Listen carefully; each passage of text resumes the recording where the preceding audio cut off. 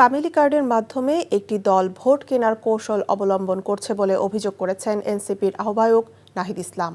Dhaka 11-এর MA কাইয়ুমের দ্বৈত নাগরিকত্ব নিয়ে আদালতে মামলা করা হবে বলেও জানান তিনি।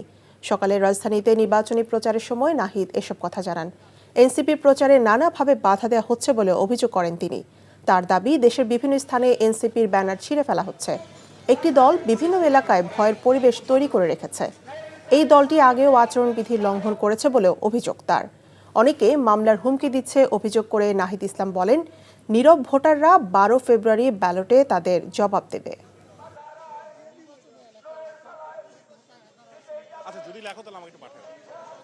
রায় দিবে তাদের ভোটের মাধ্যমে, যদি ভোটটা সুষ্ঠুভাবে দিতে পারে, এবং সবকিছু তো আসলে জনগণই ঠিক করবে। 12 ফেব্রুয়ারি দেখা যাবে যে আসলে কাদের জামানত থাকে এবং কাদের থাকে না।